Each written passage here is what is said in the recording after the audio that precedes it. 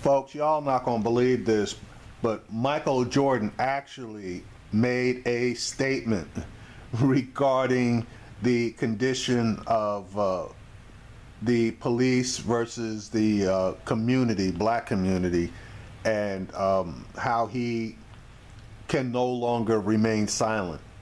Now, he never talks about anything, period.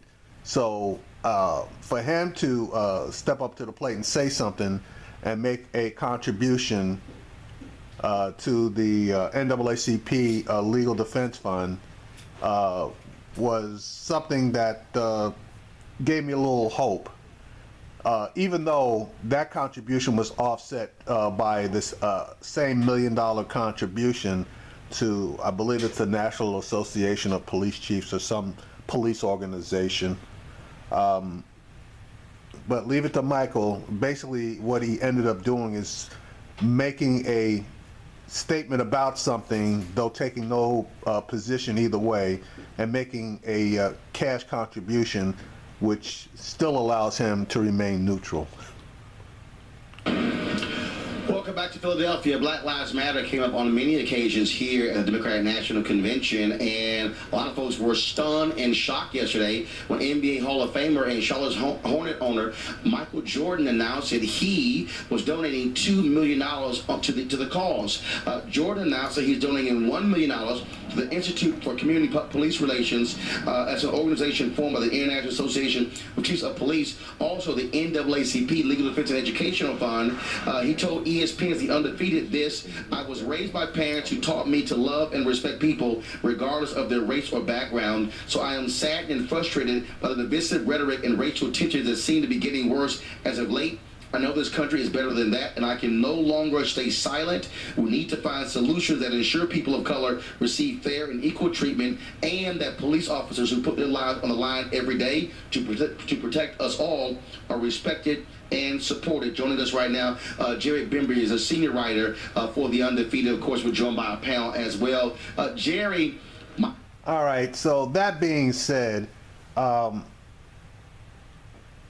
shocked the hell out of me that Michael Jordan would even make a statement. And, you know, if you obviously the statement was basically covering all bases.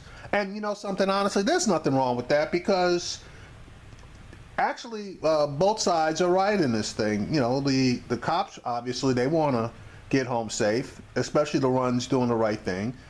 And the community, they want to be able to get home safe, especially if they're not doing anything wrong. So, you know, there's truth to both sides of the story. And leave it to Michael. He make sure that nobody could say that he said or did anything against them one way or the other.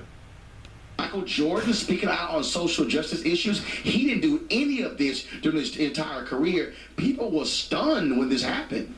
Yeah, people were really shocked. You know, Michael has been long criticized for standing on the sidelines when things went on. And so when he decided to speak up, I mean, we had a tremendous amount of traffic on the site when that story broke. And he's been really upset about what's been going on with the shootings of African men, with the shooting of police officers in this country. And, you know, Michael Jordan is a guy, it's personal for him because his dad was murdered years ago. So he decided to take a stand. And, I mean, the stand was, you know, received two ways. People credited him for taking a stand finally. And there was a lot of criticism about him just standing on the sidelines for so long.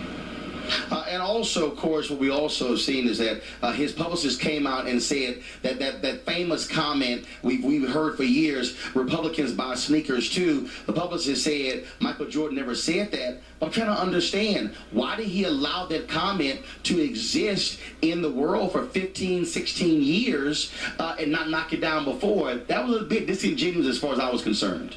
Yeah, we had an hour-long conversation with one of his representatives on Sunday night while we were working on his story, and the rep said that he's gone to media members before and tried to shoot that down, but that the story just had a life of its own, and you know, it's been repeated everywhere. I mean, even ESPN a couple of years ago did a big profile on Michael where that story was repeated there. So I guess he just got tired of that, but the publicist did say that, you know, it's something that's really, really disturbed him over the years. I tried tried to reach Harvey Gann on Monday just to see what his reaction was to that, because, you know, a lot of people said he wasn't really aggressive enough in supporting his Senate campaign against Jesse Helms, but Harvey Gann never got back to me. But yeah, he never made that comment. It was a line in a book by Sam Smith where one of Michael's friends reportedly said, and it just took a life of its own from there. All right, then, Jerry Bembry with the Undefeated. We sure appreciate it. Thanks a lot. Okay, you're welcome. I want to go to our panel here, folks. Again, to have Michael Jordan talk about social justice issue, donating money to, of course, police organization and also the NAACP Legal Defense and Education Fund. I mean, I saw comments on social media. People said, "Did this actually happen?" You know, I think it speaks to the gravity of the moment that we're in. We're going to hear from the mothers of the movement, the mothers of Tamir Rice, Trayvon Martin today. And let's not forget, Michelle and I are on this show for the first time together. We've got 3 girls, these young women from the WNBA who have been speaking out and leading before the greatest of all time. And I think all that pressure, the realization of where we are in this country, has helped push people like Michael Jordan. And I know our sister Sherilyn Ifill is happy about that $1 million. Well, first of all, not just that, to have Dwayne Wade, Carmelo Anthony, LeBron James, and Chris Paul stand up at the ESPYs also was critical. So here you have arguably the greatest basketball player of all time say nothing, and to have a new generation of athletes, basketball players, men and women speak up.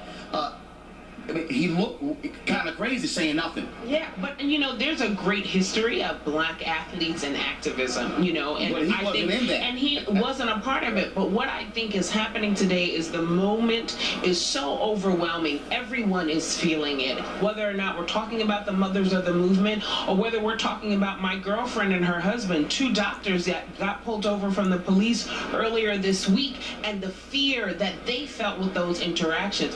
We got to do something. And I think that this is saying, from Michael Jordan and others, this is the moment. It's time to do something and get engaged. You know, it reminds you of watching the ESPN episodes about O.J. Simpson and how he was long silent during the turmoil in South Central, and then never came to the aid or talked about being in the black community. And so Michael Jordan, this is a powerful moment, because I think these videos and all these instances pricks the conscience of every black person in America. You saw Tim Scott, Senator Tim Scott from South Carolina, Republican, recently come out and talk about his own experiences. And you have a lot of Republicans that are getting on board with Right on Crime and 2020 Club and things like that, because they know this is something that has to change. Criminal justice reform and this issue with the police brutality has got to change. And so this is an important moment for our community. And also this is big because Jonathan Farrell, former Florida A&M football player, was shot and killed by a police officer in Charlotte a couple of years ago. You heard nothing from Jordan or the Charlotte Hornets, and so it is great this actually happened. I would hope other athletes will realize you have a platform. This is not just, for me, not just about the issue of the money. No. It's the platform and how you use it.